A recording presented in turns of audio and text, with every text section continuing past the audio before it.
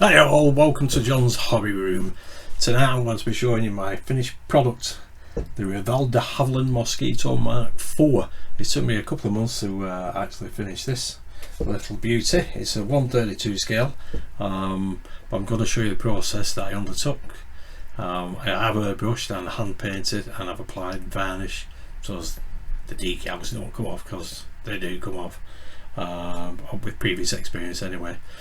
Anyway, following is some pictures and a short video clip, well, there's a couple of short video clips and more pictures.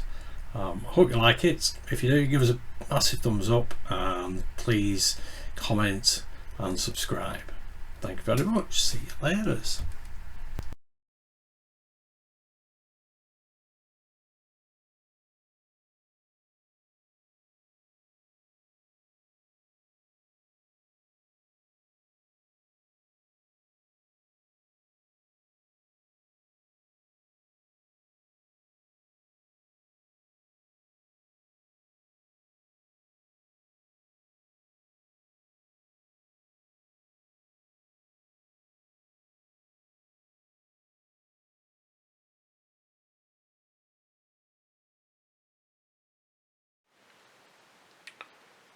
This is the de Havilland Mosquito Mark IV. This is an update on my progress with the build. As you can see, the main body and wings have now been airbrushed. The landing gear is ready. That's been hand painted. Just needs to dry off a little bit, and that will be applied to the plane underneath. And here we have the engine. Oh, well, one engine. There's only one with this one. What we get here is exhaust manifolds. I think that's what they call on that side, but we're getting there.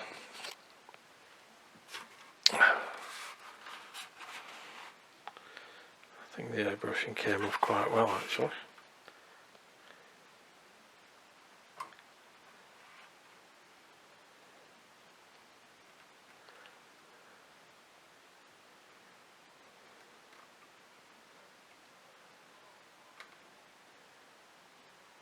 It's not too bad a job.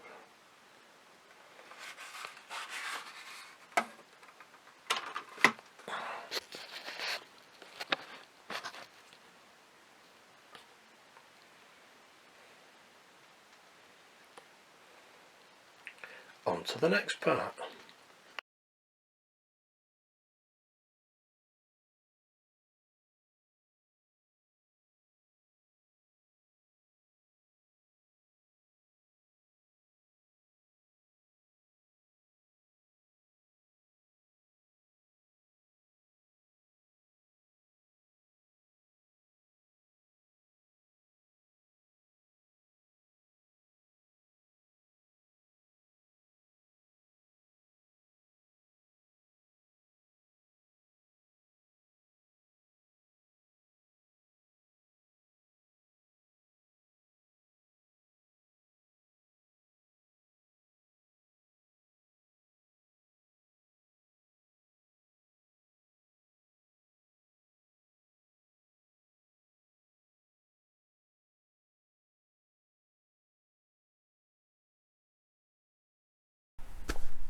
Well, there we have it, the completed Mosquito from Revell.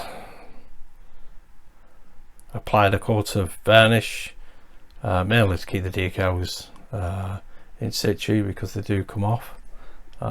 It does give it a glossy finish. I haven't done any weathering on it because I'm not used to doing weathering. To be honest, it's too big a plane for me for tackle. Maybe with another model I might do a bit of weathering, but I'll have to have a look on YouTube and see how everybody else is doing it before I start tackling that. It took me 2.5 months to put this together. It wasn't a really complicated build, but there was a lot of problems with the actual shape of the wings. They weren't they didn't fit well together, so I had to do a bit of sanding down. I had a problem with one of the landing gears as well, and the cockpit, which isn't the best I've ever done, I must admit. The lack of detail with the plane as well was a little bit frustrating. The bomb bay doesn't open. There was only one engine with it, there's no guns with it, but it was a good chance to do a bit of airbrushing, which I've never done before, as well as to hand paint like the cockpit and the landing gear. The varnish might need another coat, it's looking a little patchy in places, to be honest, but overall I'm quite chuffed with that. I'm sure the next one will look better than that. I think I might do another, spray some more varnish on it, but the decals have come off quite well, and I'm quite chuffed with it, to be honest. There we go, I hope you like that. My next little project is going to be a Heinkel. I've got it here. Let's move this one out to the right side.